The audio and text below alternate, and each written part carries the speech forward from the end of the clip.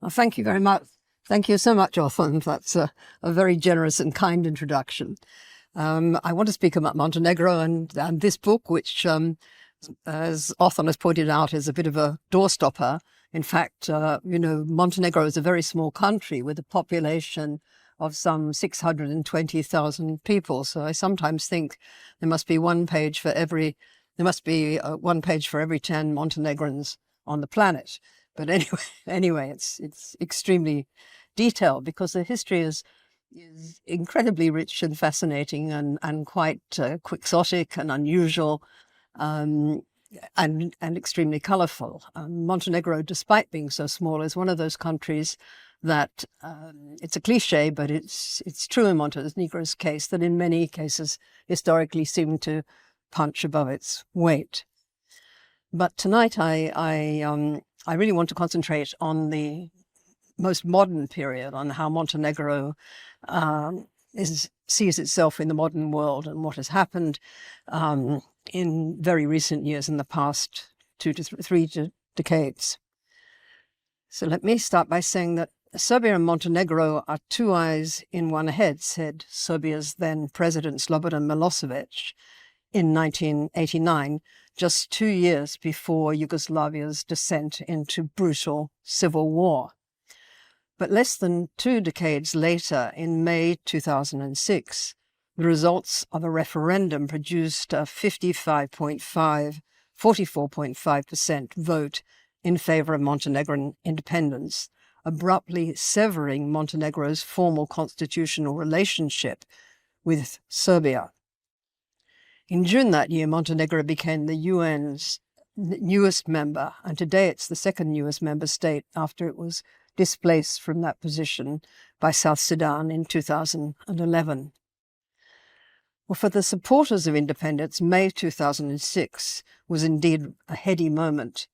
Milo Đukanović, then Prime Minister, described it at the time as the most important day in Montenegro's recent history.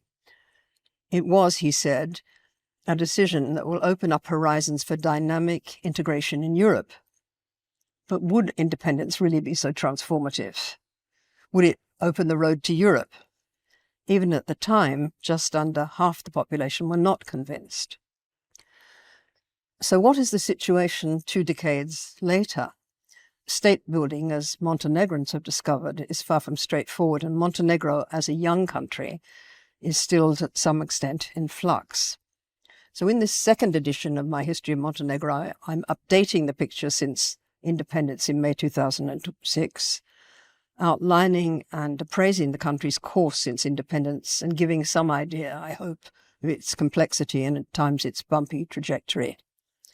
So this evening, I want to just pick out 5 of the most critical inflection points before offering a few remarks about the future. But first, a little background. Montenegro's independence had been opposed by Serbia, and initially at least by the European Union. But given the terms of the referendum, only those with Montenegrin citizenship permanently resident for 24 months were eligible to vote, and a 55% majority was the minimum. It was the internal opposition to independence that really counted. Within Montenegro, independence had been resisted by those who prioritized their Serb identity and were bent on maintaining the constitutional link with Serbia. On the other side were principally those who saw themselves as Montenegrins or sovereigntists. And despite the attempts of Milosevic and others to deny its existence, this quasi-ethnic dimension is crucial to understanding Montenegrin society and politics. The origin of the division stems from a combination of geographical circumstance and Montenegro's distinct history, which had seen it ruled by its own independent dynasty from the 17th century until its controversial unification with Serbia in the wake of the First World War. This specifically Montenegrin identity issue is extensively discussed in the opening chapter of my book, and regrettably its ramifications continue to play into Montenegrin politics today. It's still a paramount issue. So with the identity issue at its heart, Montenegro's path to independence was at times a rocky one. Critical for the success of the independence vote had been the role of the country's paramount leader, the then Prime Minister, Milo Djukanovic, whose political acumen and skillful manoeuvring had outwitted not only his domestic political opponents, but even EU heavyweights. While as the real architect of Montenegrin independence, Djukanovic has undoubtedly earned his place in Montenegrin history, his part in it was and remains controversial, dogged by allegations of corruption, clientelism, and creeping state capture. Until his defeat in the presidential elections of 2023, he was the longest ruling contemporary politician in Europe, having held key positions in the country for over 33 years. His ousting following the earlier defeat of his previously monolithic Democratic Party of Socialists, the DPS, in parliamentary elections in August 2020 may perhaps be seen as another watershed moment in the country's recent history. But given the current instability, it's difficult to know how truly transformative this will be. Well, let me now return to the early years following independence. The first of the challenges to be faced by the newly independent nation was the adoption of a new constitution. The constitution, seeking to define such questions as the new state's citizenship, language, flag, anthem, immediately ran into opposition from those who saw it as anti-Serb, immediately citing its failure to recognize Serbs as a separate constituent nation, as well as its designation as Montenegrin as the official language, while Serbian was lumped together with Croatian and Bosnian as languages in official use. Its opponents also objected to the decision to ban dual citizenship, in contrast to the situation in Serbia. Finally, however, after 6 months of acrimonious debate, the constitution, which had received the OSCE's blessing, was eventually adopted in October 2007. But it was not a promising start, and in early 2024, language and dual citizenship issues resurfaced, prompted by a slightly increased number of citizens choosing to define themselves as Serbs rather than Montenegrins in the census of December 2023. Well, then another major challenge emerged in 2008 after Kosovo's unilateral declaration of independence, a move that Serbia immediately declared illegal, seeking validation for its stance in the International Court of Justice. Mindful of the tensions during the 1999 Kosovo War, when despite Djukanovic's pro-Western stance, a small number of Montenegrins had been killed during NATO bombing, the Montenegrin government sought to avoid a renewed political crisis. While many within the Serb community were vehemently opposed to Kosovo's recognition, Albanians, who amounted to about 5% of the population, were pushing in the opposite direction. External factors exacerbated the government's position, while the US and most of the EU, including the UK, were urging recognition. The Djukanovic government wished to avoid a rift with Serbia, with which it was still working to repair relations after the referendum. Prevaricating, the Montenegrin government decided on a two-pronged and inherently contradictory approach, supporting Serbia's appeal to the UN General Assembly to raise the decision with the International Court of Justice, only to agree to recognize Kosovo's independence a week later. For most of Montenegro's Serb population, this amounted to betrayal. Violent demonstrations broke out, with a crowd attempting to storm the parliament building. As both sides accused each other of fomenting the violence, the opposition parties announced a boycott of parliament, and the pro-Serb leader of the Serb People's Party, Andrija Mandić, began a hunger strike supported by Metropolitan Amfilohije, who is the powerful and charismatic metropolitan of the Serbian Orthodox Church in Montenegro. Just 2 weeks later, Mandić suddenly abandoned his hunger strike, while Djukanovic held firm, enabling the latter to burnish his reputation with the international community. Unsurprisingly, however, for many of those who opposed recognition of Kosovo were also opposed to NATO membership. Montenegro had joined NATO's Partnership for Peace, which is considered the antechamber to membership, in December 2006. Croatia and Albania had also joined NATO in 2009, meaning if Montenegro were also to join, NATO member states would run the full length of the Eastern Adriatic coast. Russia, a major investor in Montenegro's vital tourism industry, was sure to find this deeply disturbing. Anxious to maintain tourist revenues, Russia was a major tourist investor in Montenegro's vital tourism industry, and the Montenegrin government, anxious to maintain tourist revenues and aware also of the internal strength of the opposition to NATO, the government was making sure that they would proceed towards NATO membership in incremental stages. So in 2010, a small contingent was dispatched to support NATO in Afghanistan. In 2014, following Russia's annexation of Crimea, the government joined the EU in opposing restrictive measures against Russia and in voting with Western powers on the UN General Assembly on the resolution on Crimea.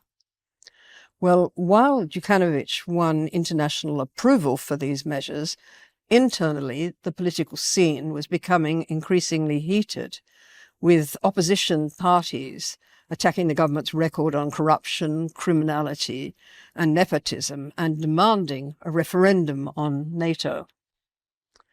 Against a background of political turbulence, the issuing of a formal invitation to join NATO in 2015 was bound to raise the temperature still further, particularly within the hardline pro-Serb parties grouped together in a political alliance, which was called the Democratic Front.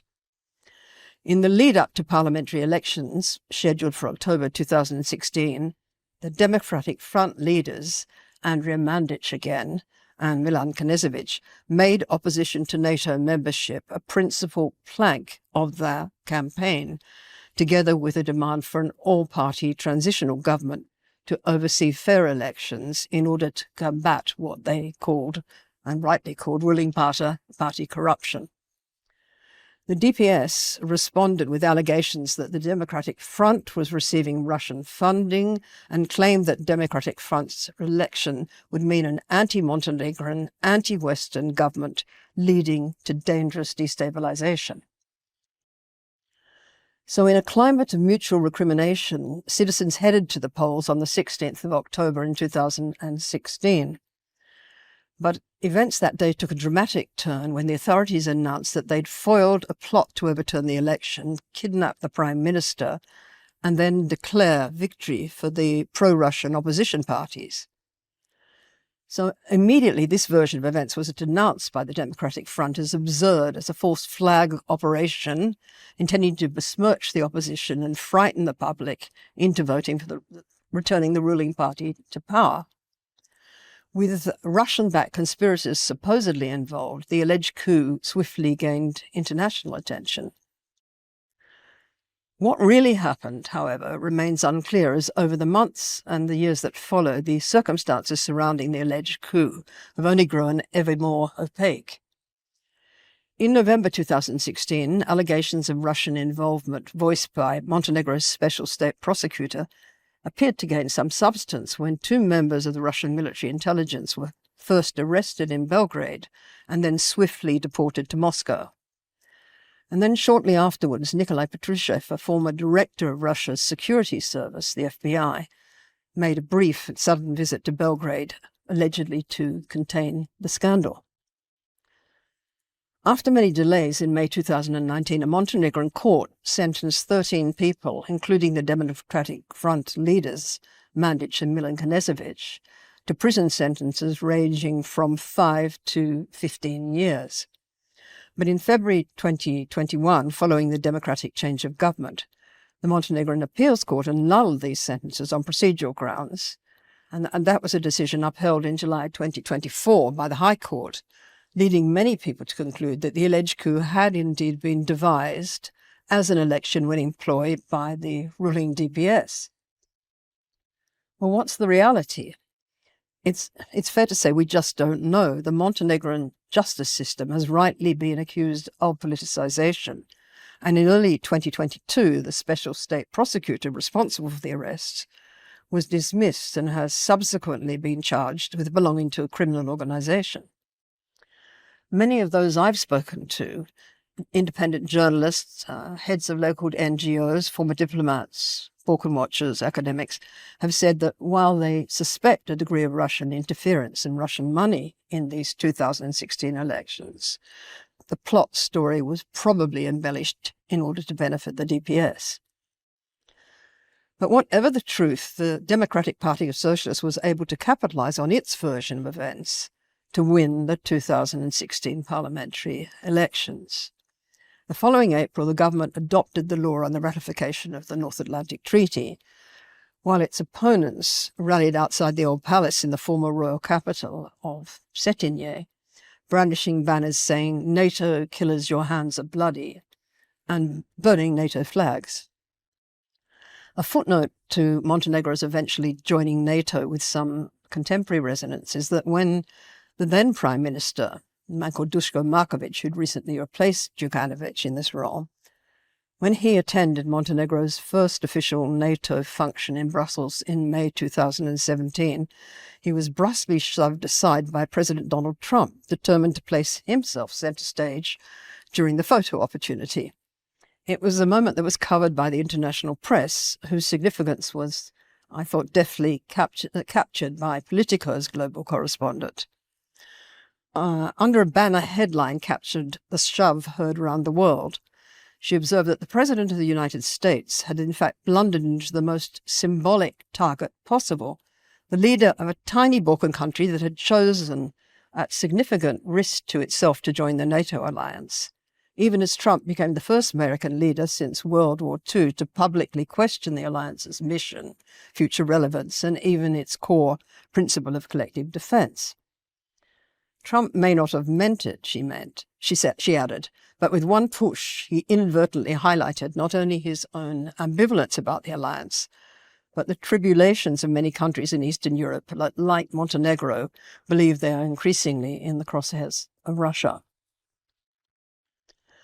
Well, while Đukanović's Democratic Party of Socialists had won the 2016 parliamentary elections and secured NATO membership, disillusion with the DPS had set in. Opposition parties began a boycott of Parliament to demand a genuine investigation into the alleged coup, which they claimed had rendered the DPS's electoral victory entirely fraudulent. But their chances of success were continually undermined by disunity among themselves.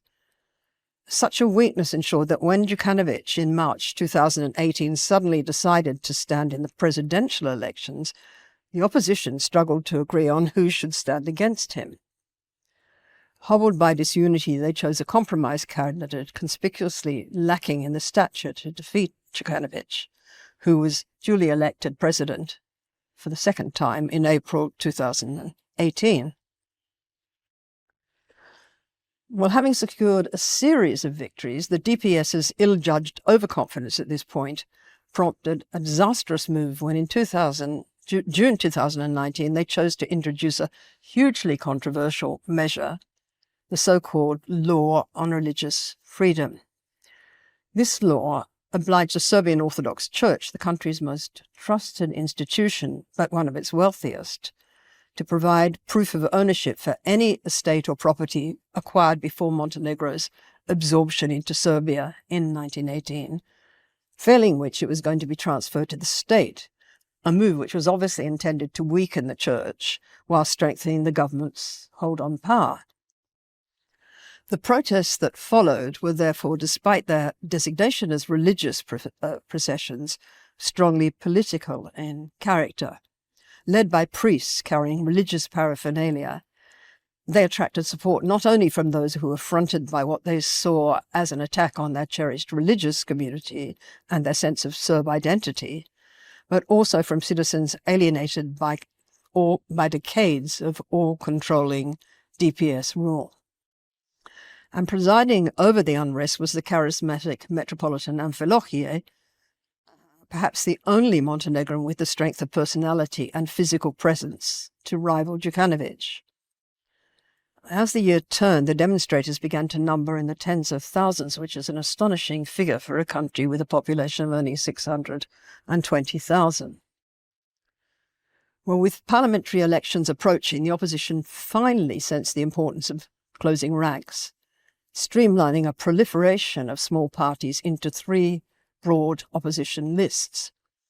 Voters were suddenly galvanized, and the election results was electrifying. For the first time in 3 decades, the DPS's control of state resources proved insufficient to secure an election victory. Although it remained the largest party, it failed to secure a simple majority of seats, and together the opposition parties were able to muster 41 seats in an 81-seat parliament, the barest of majorities, but one that allowed them to form a government. In a polarized climate and facing an economy reeling that time under the impact of COVID, governing was going to be a considerable challenge. But the fact that democratic change had finally taken place peacefully was immensely significant and hailed as good news for democracy by the EU's High Representative Joseph Borrell. Elections over, as Zdravko Kurokovic, an academic who was close to Amfilohije, became Prime Minister, and he announced he was forming a government of experts. Among the experts were 2 Western-educated young men with backgrounds in finance and economics, Miljoko Spajic and Jakov Milatovic, who respectively served as ministers for finance and economic development in this new government. Milatovic, 36 at this stage, was earlier a grad student here at Oxford and graduated in 2013 with an MPhil in economics. Once this new government was in place, however, it soon became apparent that fissures between the various opposition parties that had actually been united by little more than their antipathy to Đukanović and the DPS could not long be papered over. Particularly acute were those between Krivokapić, the new Prime Minister, and the members of the pro-Serb Conservative and Populist Democratic Front, who not only disliked the idea of a government of experts in which they were not represented, but were also resentful of the role played by the Deputy Prime Minister, Dritan Abazović, a Muslim Albanian who led a small progressive and green-oriented civic party. As expected, the economy is suffering under the impact of COVID and the burden imposed by a ill-judged, Chinese-financed and Chinese-built superhighway proved a major challenge. But the government's undoing was once again the handling of the relationship with the Serbian Orthodox Church. The issue this time was the signing of something called the Fundamental Agreement, which was intended to regulate formal relations between the Church and the state in a manner that was parallel to existing agreements regulating the state's relationships with other religious bodies in the country. While the church leaders, backed by the Democratic Front, favoured an agreement formalising its real estate ownership rights, Đukanovic's DPS, now in opposition, inflamed the situation by describing the agreement as concealing the hand of Belgrade. Following violent demonstrations, Krivokapić's Deputy Prime Minister, Abazović, bizarrely tabled a motion of no confidence in Parliament, which, supported by all the opposition parties, triggered the government collapse. So the first government following democratic transition had lasted less than 2 years.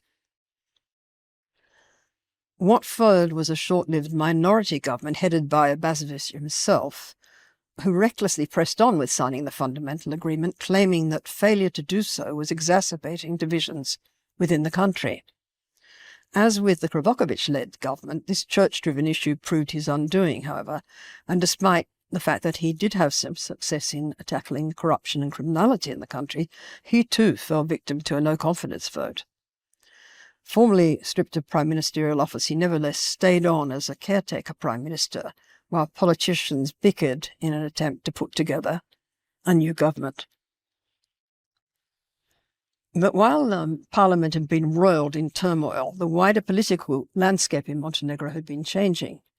As far back as June 2022, these 2 relative outsiders, the former expert ministers of finance and economic development in Krivokapić's short-lived government, that's Miljoko Spajic and Jakov Milatović, had been building their own political base.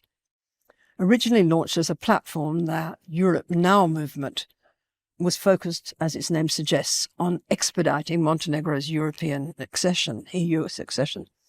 And it also proposed a series of populist economic measures. Having performed surprisingly well in municipal elections, where Milatovic won the contest for the influential position of mayor of the capital, Podgorica, they next turned their attention to upcoming presidential elections scheduled for early 2023.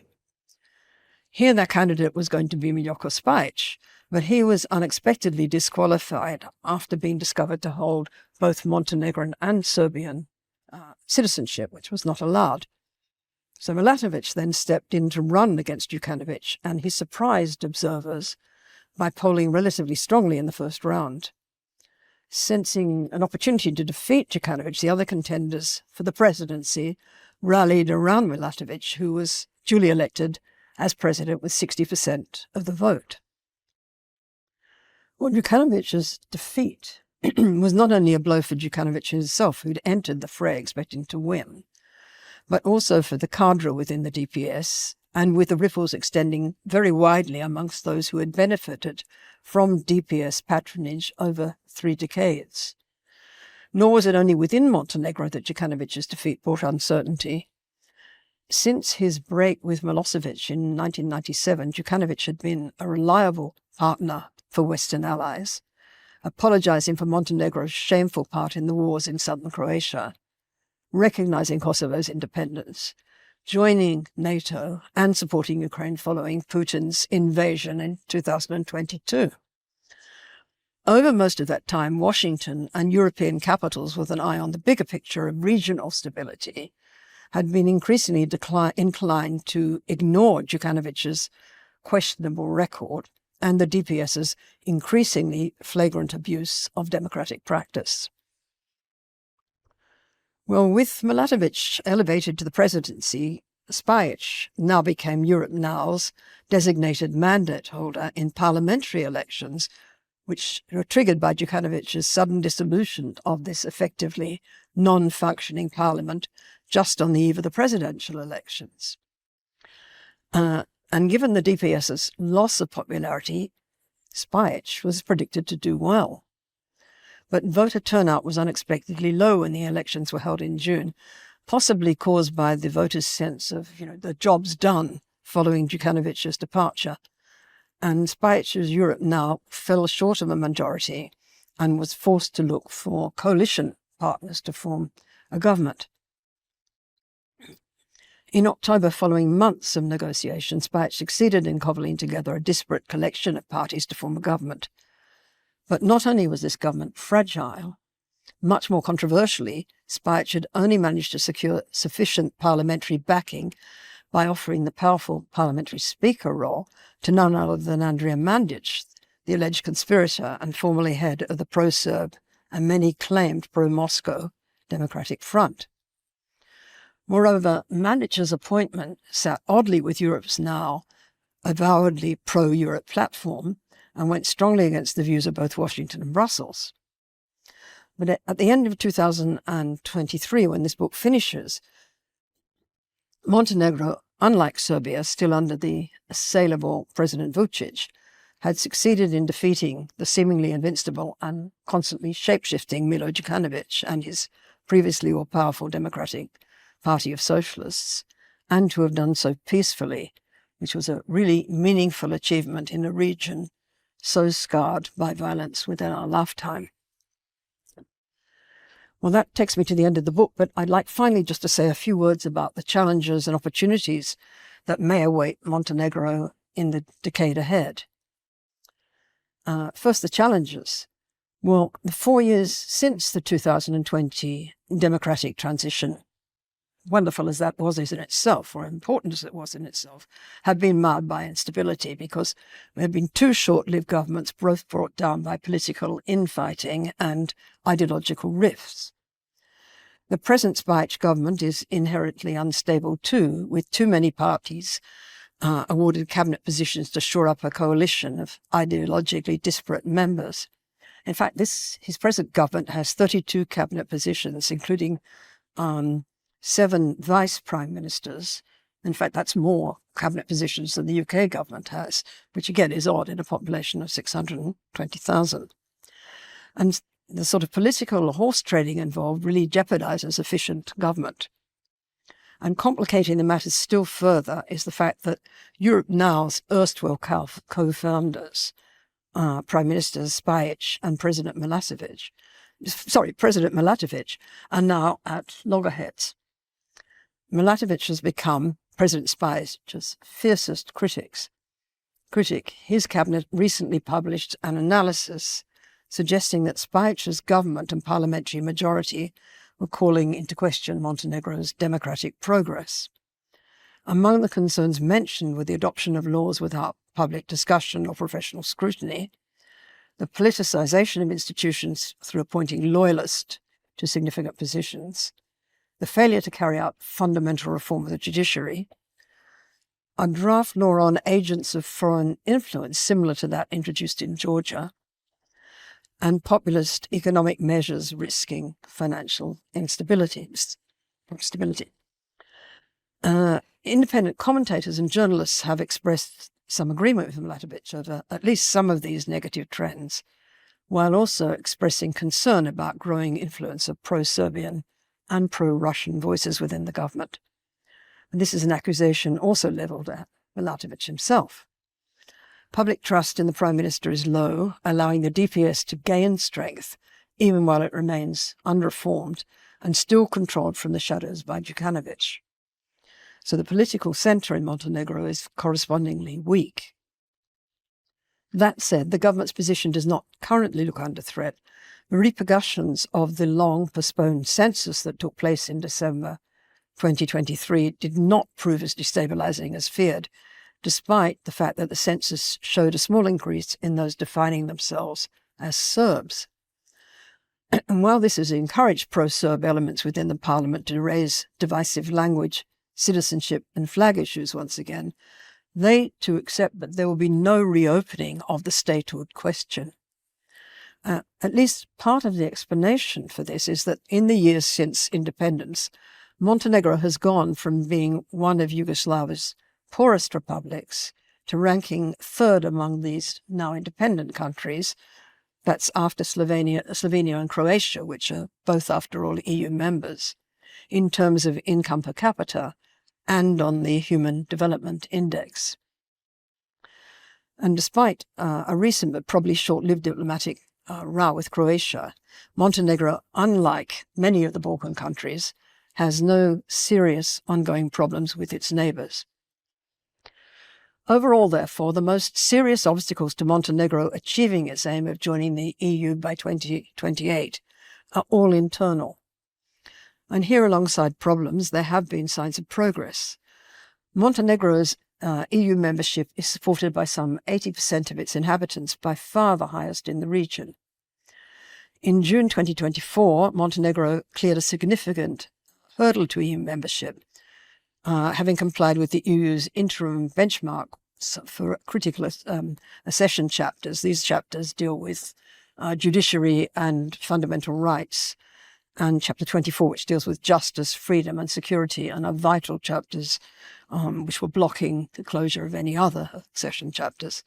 And Montenegro is the first country in the Western Balkans to have passed this particular hurdle. So the decision, not unnaturally, was perceived in Montenegro as a positive signal from Brussels, and generally also as a sign of the EU's willingness to accept new members. Balancing optimism with caution, Ursula von der Leyen said in a visit to Montenegro in October this year that Montenegro could reach its European Union membership target by 2028, describing the goal as ambitious but achievable. Such statements are doubtless intended to spur local elites on to further efforts, and they're certainly needed. Montenegro still has a long way to go in terms of democratic standards. But if the country's political elite can find the political will, well then recent international events may work in Montenegro's favour, as does their marked contrast to Serbia's democratic backsliding. The EU's enthusiasm for Ukraine's early EU membership might also be helpful in this regard. In a world disorientated by Trump-driven isolationism and unpredictability, Montenegro's attainment of EU membership by the target date of 2028 would demonstrate EU dynamism and would, I think, offer an encouraging prospect to the other countries of the Western Balkans.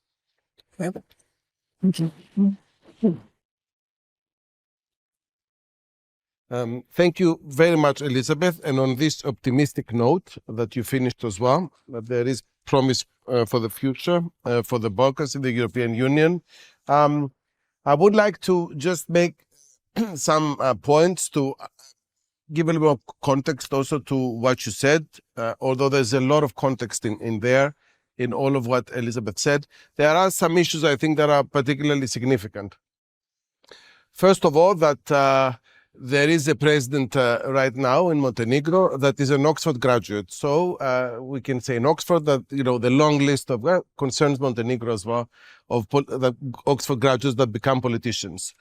But apart from that, which is not the most important one, the one thing I believe that we should say when we look at contemporary Montenegro, that it is situated in a very strategic position. So while the country is really small and it's only about 600,000 people, the strategic location of Montenegro is particularly significant for the Western Balkans and for the external actors that may have an interest in the Balkans. It's very much situated in the Mediterranean, in the Adriatic, so one can understand really why even in the Soviet time, Soviet Union had a very significant interest for Montenegro in particular within Yugoslavia, but also how it becomes also a point of contention and how Russians really kind of went to buy property there in order to impose a presence, which they have done in the past. So strategic position and this geopolitical dimension is very significant for Kosovo despite the size.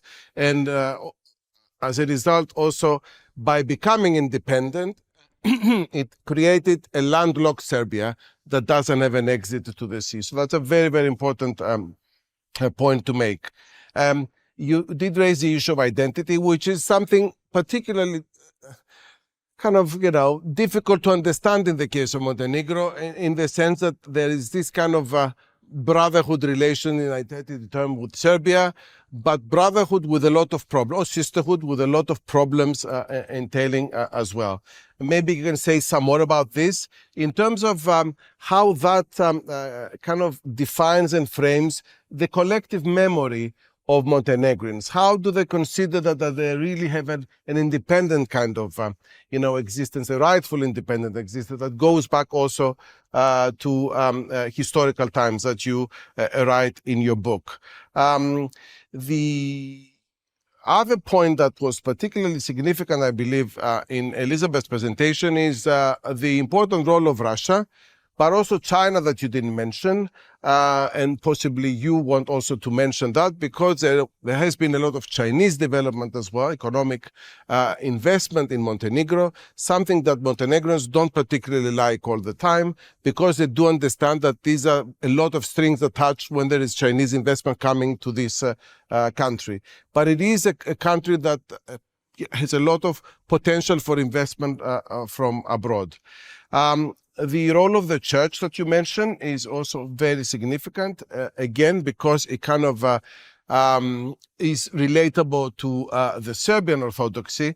And one question for you maybe that you would like to address is why didn't the Montenegrin church go an independent way, like, for instance, the Macedonian church did, or the Ukrainian church did as well, and kind of disengage itself completely from the Serbian Orthodox Church. There was a possibility to do this, but they didn't go up to the end. The other important characteristic that Elizabeth mentioned a lot has to do with the continuous rule of Djukanovic. I mean, at some point, he was, along with Lukashenko in Belarus, the longest serving leader of a country until, of course, he was defeated in the elections. And that has a significance in terms of what kind of system or how much of a democratic system Montenegro has ever been. So here's another question that I would like to pose to you. If we want to think that there has been a democratic transition, or do we kind of doubt this? This year, for instance, we are celebrating the 50 years of breakdown of authoritarianism, democratic transition in Spain, Portugal, and Greece. Similarly, another date, 1989, where there was a democratic transition for many countries in the Central and East European environment. Can we speak of a democratic transition really happening in Montenegro? And when would you situate the start of it? And that, I think, is also a more general question about the Balkans, the Western Balkans in particular, that came from Yugoslavia. That is not very clear how to situate that kind of moment. So that's my other kind of point and question that I wanted to raise with you. The role of the European Union that you kind of extensively mentioned, is an interesting one, because on the one hand, Montenegro is one of the European Union's successes, in the sense that by creating first Serbia, Montenegro, and then preparing for the referendum that led to that peaceful kind of divorce between Serbia and Montenegro, it was one of the successes when there were so many failures before in Bosnia, in Croatia, in Kosovo, and partly in Macedonia as well.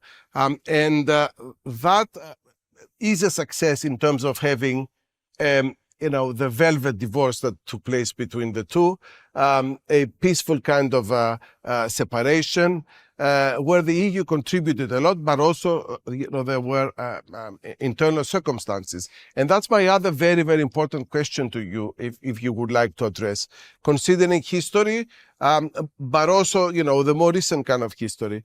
Why do you think Montenegro has been so peaceful all along? And it did manage to avoid having that kind of confliction development that all the other republics of Yugoslavia went through. We didn't have a victim, a casualty rather, in the case of Montenegro. Even in Slovenia there was some in the tens, but many more in the other areas. Montenegro did manage, and it's not just that. How do you explain the fact that there's also a peaceful coexistence between the Montenegrins and the Albanian minority in Montenegro? That, I think, is another kind of success in the case of that country, which we don't find in other places, especially looking at the relationship between Serbia and Kosovo. Let me see if I had any other points to raise at this stage. One, I think that I should stop. You've got a lot of points. Yeah. And then we can continue. Yes, I mean, Othon, you've given me a lot to think about there, and I'm not sure I'm going to get them all in the right order. Let me just start with the question you raised about Montenegro being so peaceful.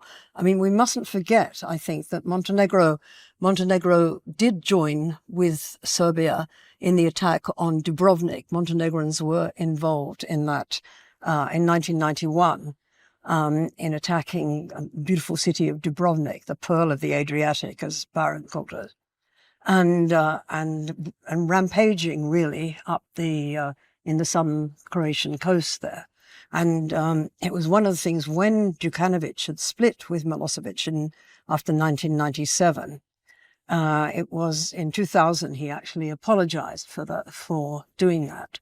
But the role of the Montenegrins was shouldn't really be glossed over in doing that. They behaved very, very reprehensively. Why they had been so peaceful? Well, it's a very interesting question, because historically the Montenegrins were known as anything but peaceful people.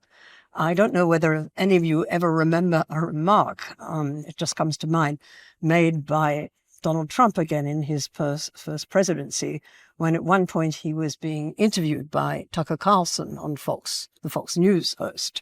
And he was suddenly discussing, he was discussing NATO and the implications of Article 5.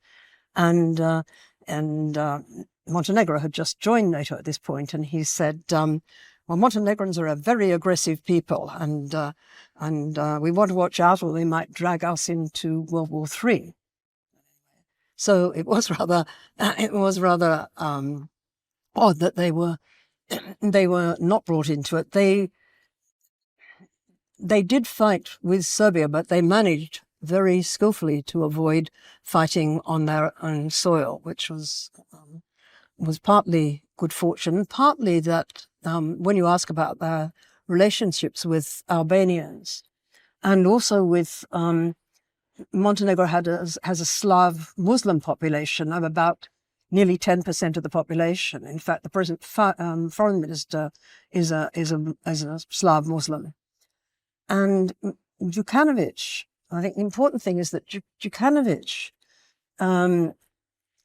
who had been a young member of the Young Communists, and a very sort of ambitious one, very young and very prominent.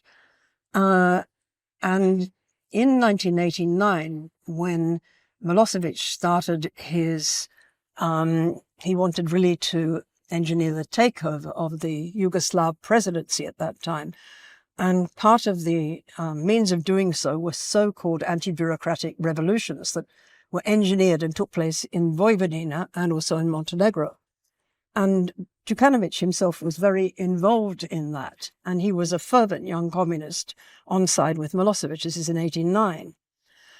But as the Bosnian War continued, and things got steadily worse, and of course there was the terrible atrocity of Srebrenica, and then Đukanović, who's a very astute and very manipulative politician, as his longevity indicates, he began to see the way the wind was blowing, and it was blowing against Milosevic.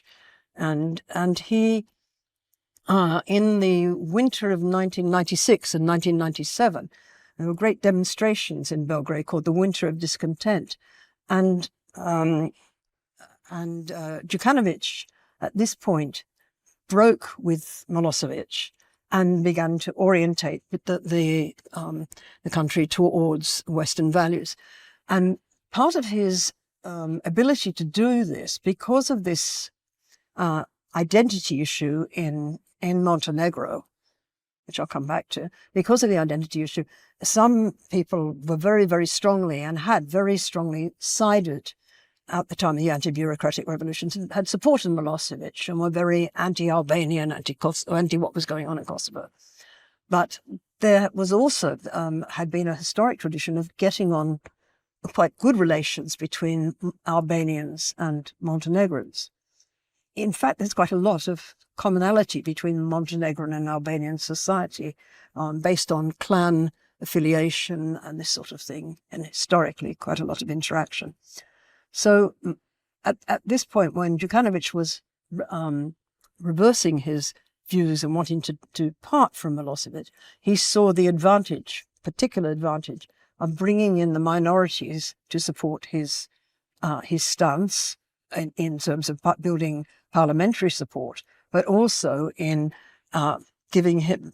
positioning him in Western eyes as somebody who was ethnically tolerant, who wasn't anti-Muslim, who wasn't anti-minority, and consistently Montenegro, particularly from that time, has had good relations with its minorities.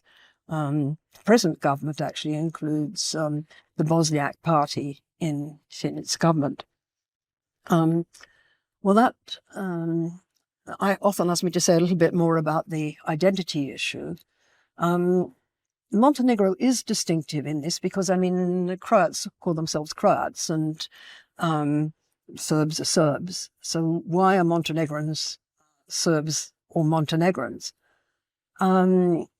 Traditionally, they were sort of closest to Serbs because they're fellow Orthodox and because they had a tradition of fighting the Ottomans during the Ottoman invasions and conquest of the Balkan Peninsula.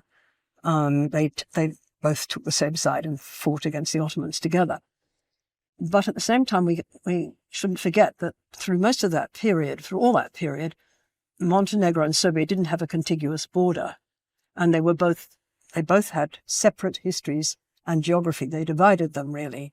Montenegro had its own independent dynasty from the 17th century, the Petrović-Njegoš dynasty, and they eventually found themselves, particularly after the First World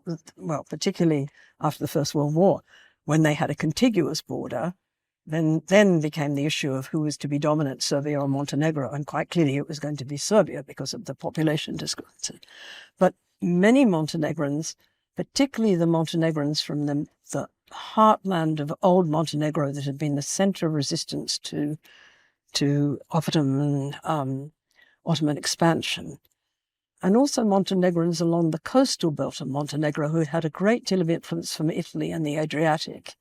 And this was a very sort of separate tradition from Serbian tradition, felt themselves to be different, felt themselves to be Montenegrin more than Serbian. Discrepancy within Montenegro was also partly caused by Montenegro's historic enlargement as the Montenegrin dynasty, which was very ambitious in terms of gaining territory, principally because Montenegro was a poor mountainous country and needed more land in order to prosper. I mean, there was often a struggle for existence in Montenegro. As they expanded out into lands that had not been part of the core kernel of Montenegro historically, these people tended to have a less weak sense of Montenegrin identity and a more diffuse sense of Serb identity.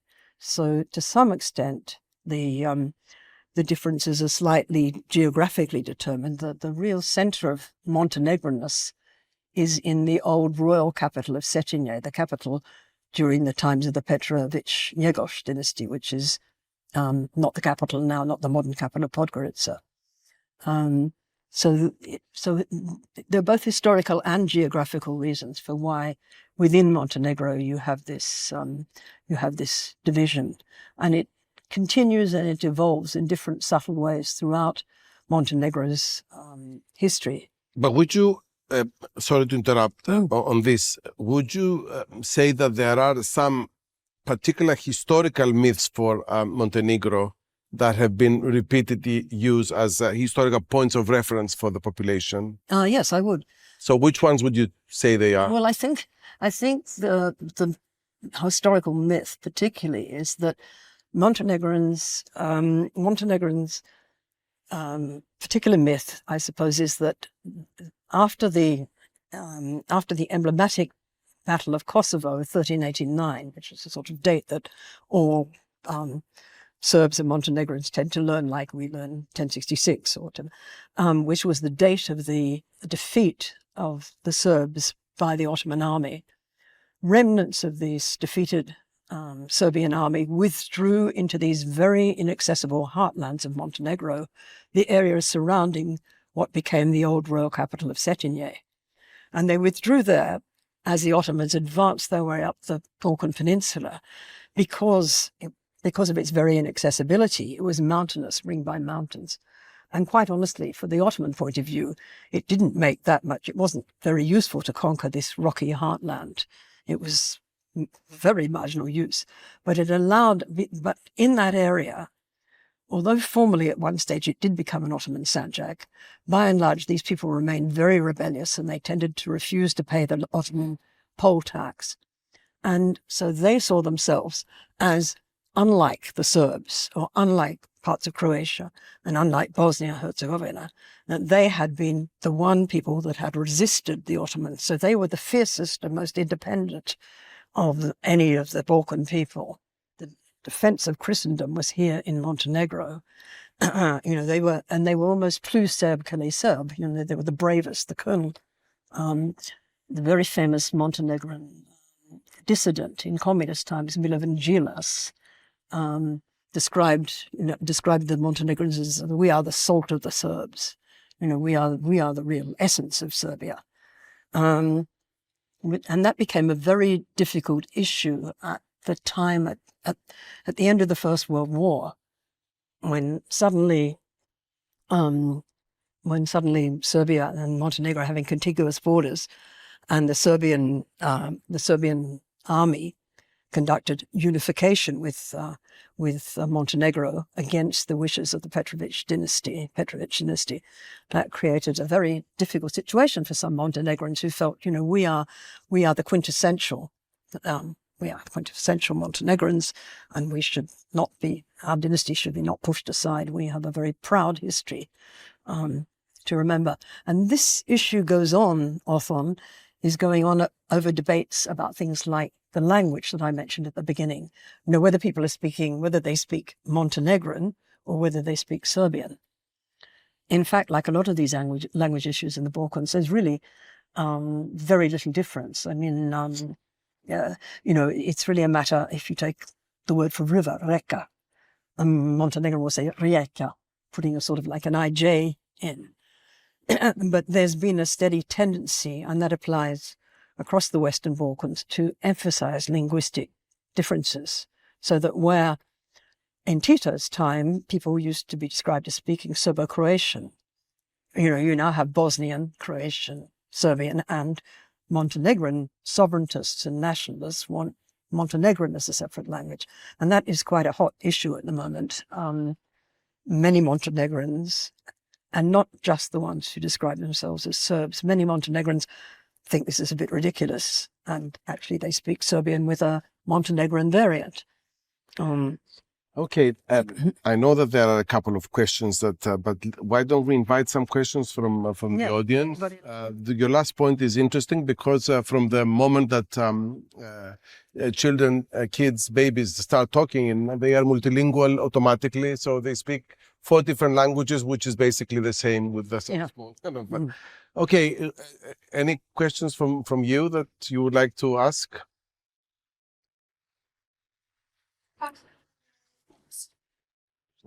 Oh, gosh. Passing through Montenegro, not as an academic, but speaking to people and thinking amongst this very complex internal and international political arena that has been very prominent over the past few decades. What seemed to matter to the people we spoke to was a relatively low per capita income compared to the rest of Europe. Pollution of their rivers from their neighbours, ruining their reservoirs and natural environment. The tendency of their small intellectual population to leave Montenegro to gain education and advance their own families overseas. And I'm wondering, how well is this government governing a country? And if they're not doing it very well, will that not destabilize everything on the political arena? Yes. I mean, they're all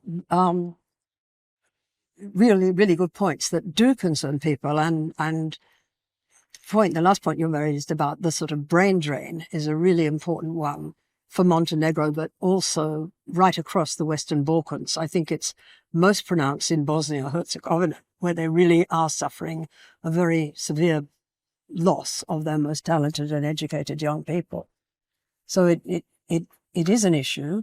And this particular government, the Spajic government, has been trying to deal with it by these populist economic measures, which have included things like raising the minimum wage, which they have done.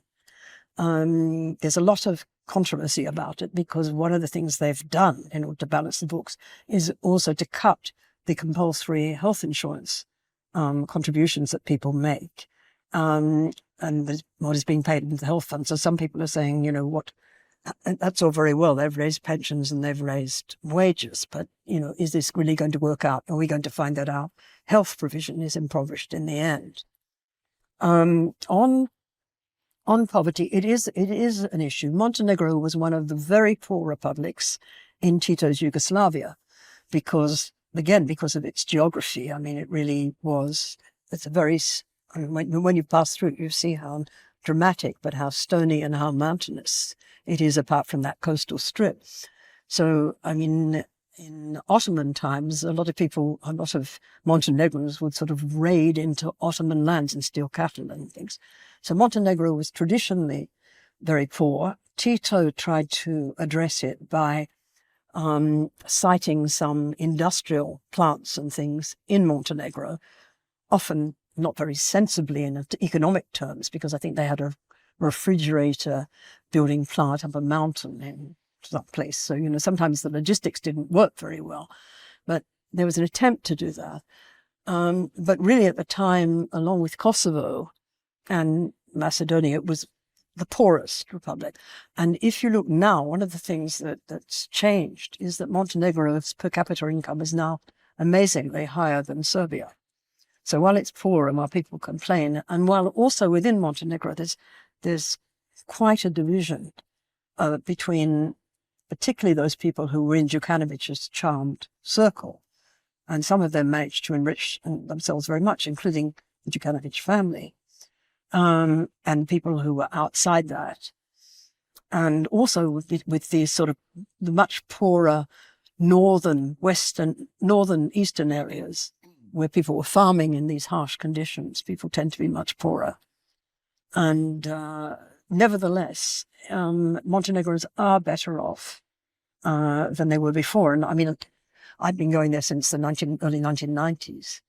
And when I went back last year, certainly important, I mean, you could see the transformation. Now, the trouble is it hasn't happened evenly all over the country.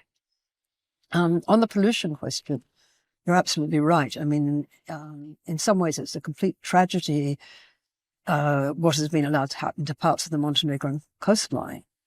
I don't know if you went to Budva, but no, it's a coastal town. But Montenegrin coast, absolute jewel of Montenegro, particularly this wonderful Bay of Kotor, which is a UNESCO site and UNESCO protected site. And there's been development along quite a lot of the coast around this particular town of Budva, which was once an old Greek and old Roman city and has a beautiful old tiny kernel of an old centre.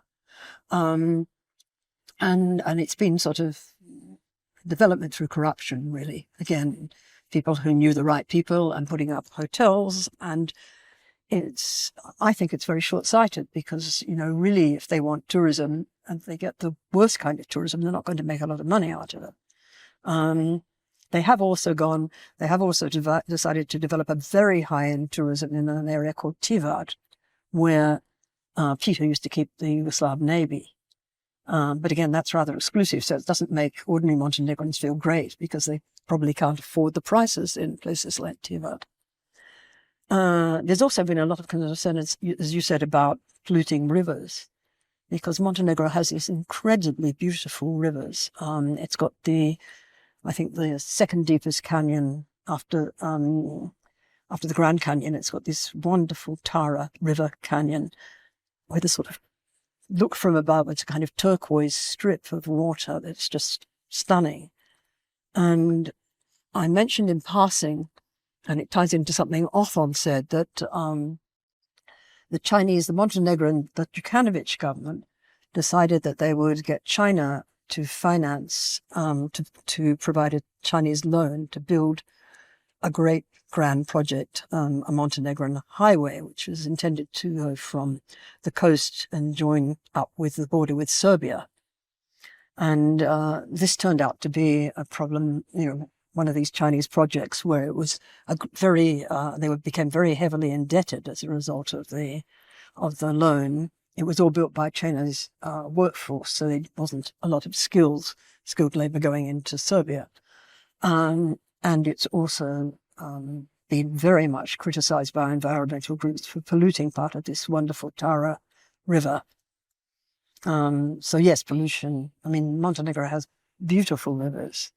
And actually, one of the extraordinary ironies was in 1991, Montenegro, just at the time that they were attacking Dubrovnik, decided to declare themselves the world's first ecological state.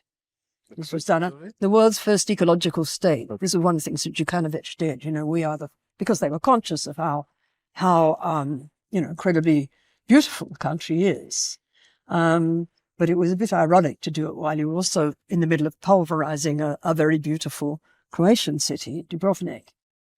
And, you know, when I used to go there very regularly in the early 90s, I felt terribly upset and horrified by some of these incredible, beautiful places where people would just dump rubbish. I think Podgorica itself is much cleaner now, but there's still people still doing that. So this ecological state is a declaration, and I suppose it's an aspiration, but it's not as good. That's a wider Western Balkan. It is a problem. Environmental standards. But the brain drain is a huge issue, and how the Western Balkans addresses it is you know, they are losing population everywhere. Yes.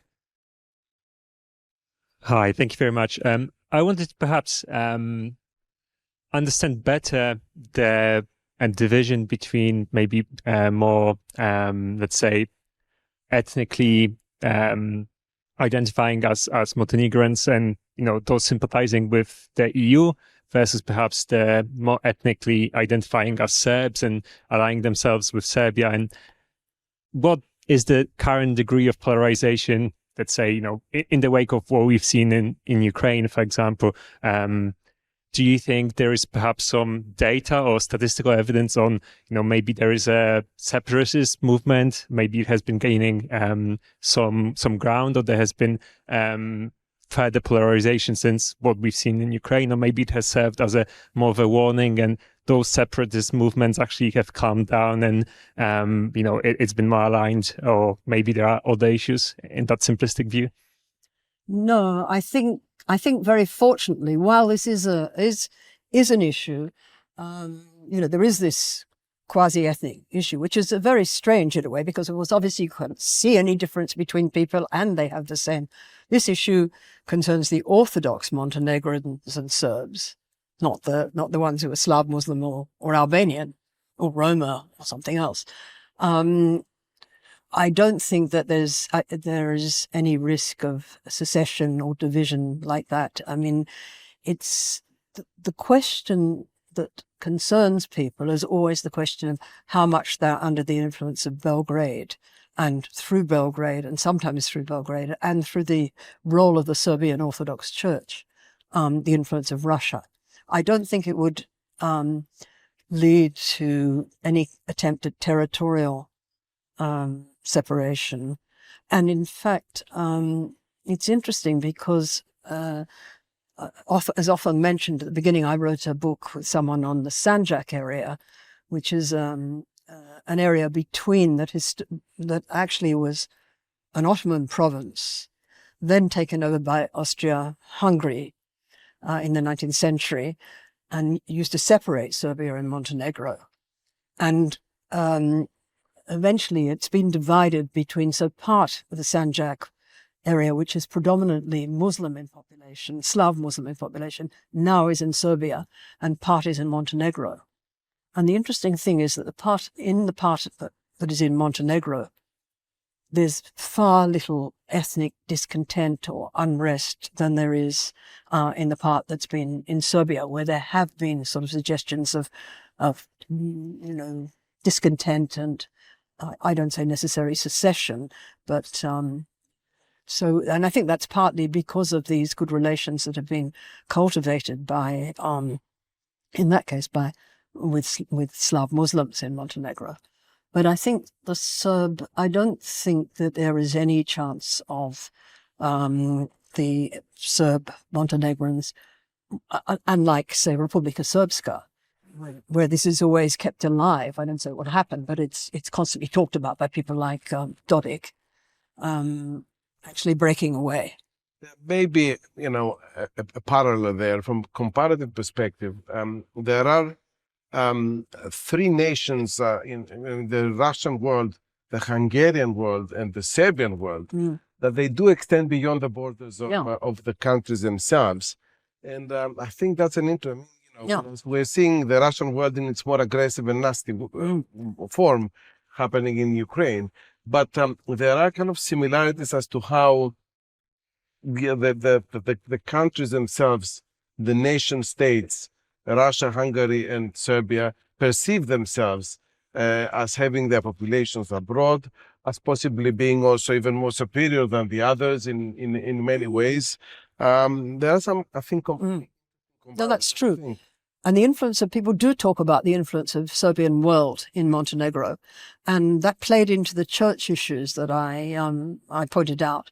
You know, there was very much a feeling among the Montenegrin side, and it was played on a lot by Đukanović, that, you know, and the people around him, was very much a feeling that the Serbian Orthodox Church, through their religious figures, were a front. And there is, as I said just in closing, there is still ongoing concern about the degree of Serbian influence and Russian influence in Montenegro. What I don't think is that it would open the statehood question again, or would open linguistic. And I wouldn't see fighting in Ukrainian style.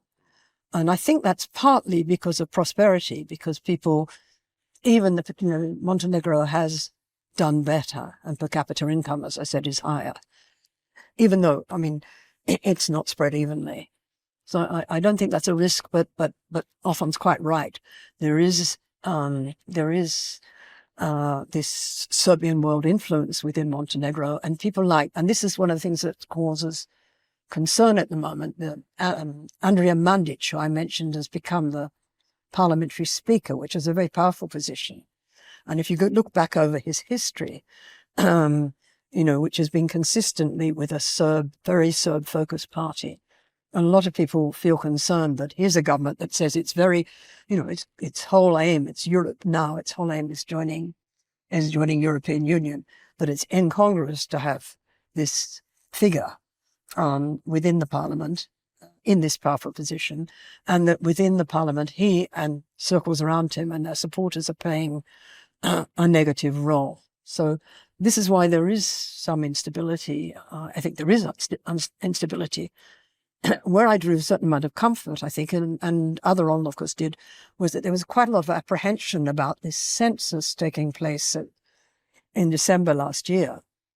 It had been endlessly postponed because the census was going to be a very, very sensitive question when people had to define whether they were Montenegrin or whether they were Serbian or whether they were Slav Muslim or whether they were Yugoslavs. They used to, people who also used to define themselves as Yugoslavs, not many enough. And they were very worried about, whether this would sort of trigger some kind of unrest. And in fact, it was interesting because, there were more people. The percentage of people who called themselves Serbs in that went up, I think, from 27% in 2011, the last census, up to 32% in this one. Whereas the number of people describing themselves as Montenegrin is 40-something%. But anyway, the census didn't cause. I mean, there's been a bit of, as I said, reopening and talking about, should we redefine citizenship? Can we look at our citizenship laws? The language question is a bit tricky. I mean, these are challenges for the government to try to work out. And at the moment, this young prime minister, Joko Spajić, who's also only, I think, 37, 38, he's making a great sort of thing of the fact that this government, which has got 32 ministers and 7 vice premiers, which is really very unwieldy and is done to try and sort of keep the government going. But he's making a great thing about the fact that we are the most diverse government because we have Slav Muslims and we have Serbs and we have Montenegrins. So he's trying to play it in a very, very positive way. I think it makes it rather dysfunctional. But anyway, we shall see. Okay, we have time for one more question. Is there?